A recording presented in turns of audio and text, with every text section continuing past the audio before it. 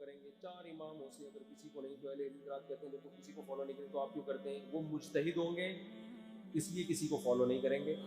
تو جو مجتہد ہے وہ کسی کو فالو نہ کریں, جو مجتہد نہ ہو وہ مجتہد کو فالو کریں. اس کی دلیل یہ کہ حضرت عیسیٰ اور امام مہدی جب آئیں گے اگر وہ مجتہد ہوں گے, جیسے ظاہر ہے کہ مجتہد ہی ہوں گے وہ, تو اب ہمارا اہل حدیث کی طرف سے سوال یہ ہوگا کہ اب بھی آپ خود اجتہاد کریں گے یا ان کی تقلید کریں گے؟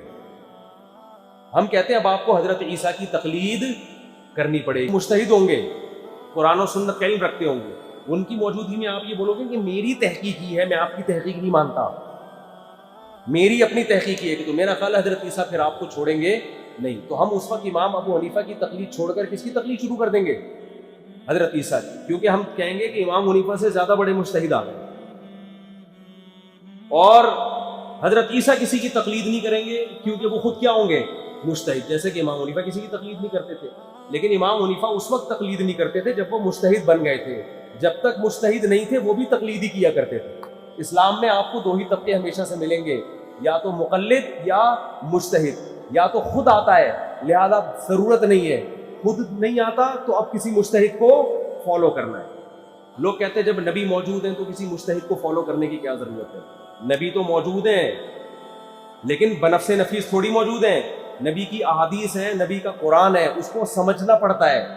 تو سمجھنے والے لوگ الگ ہوتے ہیں اور جنہوں نے پراپر علم حاصل نہیں کیا ہوتا وہ الگ ہوتے ہیں. جن کے پاس پراپر علم نہیں ہوتا وہ ان کو فالو کرتے ہیں جن کے پاس پراپر علم ہوتا ہے. ڈائریکٹ نبی کو فالو کرنا ممکن ہی نہیں ہے. یہ صرف الفاظ ہیں, الفاظوں کا ہیر پھیر ہے.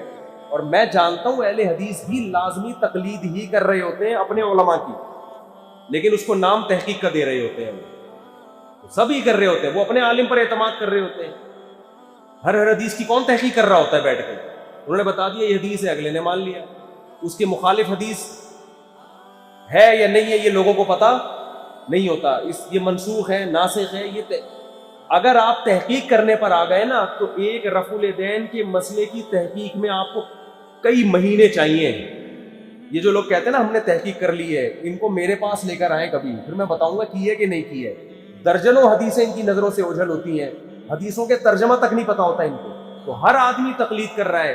کچھ مان لیتے ہیں کہ ہم کر رہے ہیں, کچھ مانتے نہیں ہیں کہ ہم تقلید کر رہے ہیں. بس وہ اپنے آپ کو محقق کہہ رہے ہوتے ہیں کہ ہم تو کسی کی تقلید نہیں کر وہ بھی رہے ہوتے ہیں. فرق یہ ہے کہ مجتہد کی کر لو یا 15ویں صدی کی کسی مولانا کی کر لو.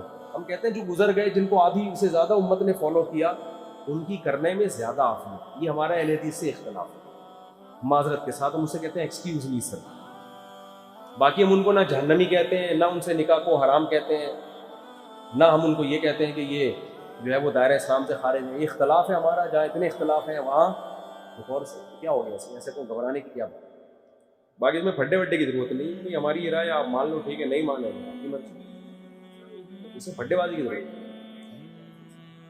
او بھائی یہ پھر وہی مسئلہ آتا ہے نا, پھر تم لوگ بولتے ہو پھر میں کلپ بناتا ہوں, پھر وہ میرے خلاف کلپ بناتا ہے, پھر یہاں سے کلپ, وہی کلپ بازیاں شروع ہو جاتی ہیں. میں تو چاہتا ہوں کہ یہ ٹاپک ختم کرو. کہہ رہے انجینئر علی مرزا نے آپ پر پھر تنقید کر دی ہے کہ محرم میں امام علی کی تعریف بیان نہیں کرتے تو شادی کی ترغیب کیوں دیتے ہو, یہ کیسا اسلام ہے؟ محرم میں شادی کی ترغیب اس لیے دیتے ہیں کہ لوگ محرم میں شادی کو برا سمجھتے ہیں. اگر آپ کو حضرت امام حسین محرم میں شہید ہوئے تھے تو اس مہینے میں جس میں امام حسین شہید ہوئے شادی کرنا کتنا برا کام ہے.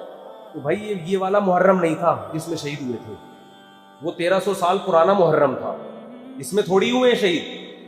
اور اگر محرم میں شہادت کی وجہ سے نکاح حرام ہے تو سفر میں بھی کوئی صحابی شہید ہوئے ہیں, ربیع الاول میں بھی ہوئے ہیں, ربیع الثانی میں.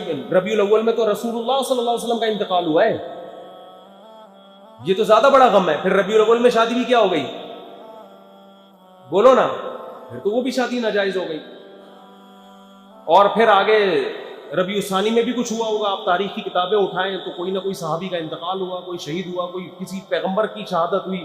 تو یہ تو یکم محرم سے لے کے 29-30 ذی الحجہ تک اسلامی تاریخ میں کوئی بھی ایک بھی ایسا دن نہیں ہے جس دن کوئی غم زدہ واقعہ نہ ہوا. ایک صاحب نے میرے خلاف کلپ بنایا کہ یہ کہتے ہیں محرم میں شادی کرو. میں کہتا ہوں محرم میں بھی کرو, سفر میں بھی کرو, جب رشتہ مل جائے اس وقت کرو. یہ نہیں میں کہہ رہا کہ ذی الحجہ میں شادی ہونے والی تھی تو محرم میں ڈیلے کر کے اسپیشل محرم میں کرو, یہ میں کبھی نہیں کہتا. بھائی شادی آپ کی ذی الحجہ میں طے ہوئی ہے, آپ خام میں ڈیلے کر رہے ہیں محرم میں, یہ تو غلط ہے نا بھائی. اگر محرم میں موقع مل رہا ہے تو محرم میں کر لو, سفر میں موقع مل رہا ہے تو سفر میں, ربیع الاول میں موقع مل رہا ہے تو ربیع الاول میں, جب موقع مل رہا ہے اس وقت کرو.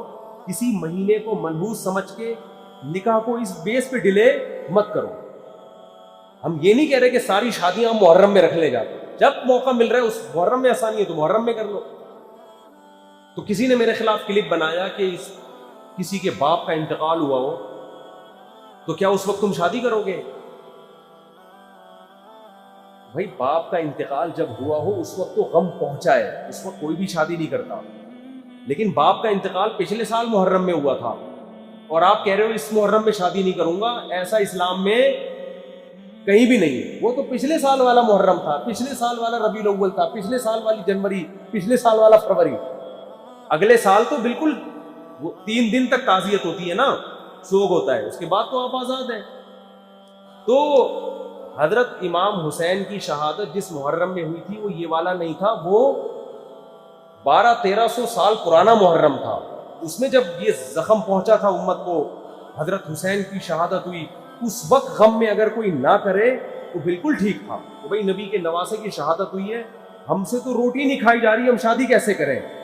اس بیس پہ اگر کوئی اس وقت نکاح کو ڈیلے کرتا ہے, یہ بہت اچھا کام تھا. واقعی غم میں یہ کام نہیں ہوتے. اگلے سال والا محرم وہ والا محرم بولو نا بھائی نہیں ہے. وہ تو اب یہ تھوڑی کہ ہر محرم میں ایسا نہیں ہوگا. ویسے تو اسلامی تاریخ میں ہر تاریخ, ہر مہینے میں کوئی نہ کوئی غم انسان کو پہنچا ہوتا ہے. کسی کے باپ کا انتقال پچھلے سال ہوا تو اس سال تو وہ لازمی شادی کرتا ہے, کہتا ہے یار وہ پچھلی فروری میں ہوا تھا, اس فروری میں تھوڑی ہوا ہے. تو یہ اسلام کی بات میں آپ سے کر رہا ہوں, کہ آپ کو سمجھ میں نہ آئے تو آپ نہ فالو کریں, لیکن طنز کرنا اور تانے دینے کی بالکل ضرورت نہیں ہے. باقی رہا یہ مسئلہ کہ محرم میں حضرت علی کی تعریف بیان نہیں کرتے, یہ غلط ہے. میں نے محرم میں حضرت حسن کی بھی تعریف پر میرا کلپ درسقرآن.com میں, اور اس کے نیچے لوگوں کے تبصرے کہ اتنا شاندار حضرت حسن اور حضرت حسین پر ہم نے اتنا بہترین ویڈیو بیان آج تک ہم نے نہیں سنا. لوگوں کے کمنٹس ہیں اس میں, درسقرآن.com سے ریکارڈ کروایا. حضرت علی کی فضائل پر میں نے بیان کیا جی ٹی وی میں, انہوں نے بھی مجھے یہ کہا کہ ہم نے اتنا شاندار اوتھینٹک مستند احادیث سے اتنی زبردست فضیلت فرسٹ ٹائم سنی ہے. یہ آپ کو علم نہیں ہے, آپ چند بیانات سن کے فیصلہ نہ کیا کریں. رہا یہ مسئلہ کہ محرم میں آپ پھر بھی اگر یہ تانا دو کہ یہ لوگ محرم میں حضرت علی اور حضرت حسین کے فضائل بیان نہیں کرتے, وہ تو یہ غلط ہے.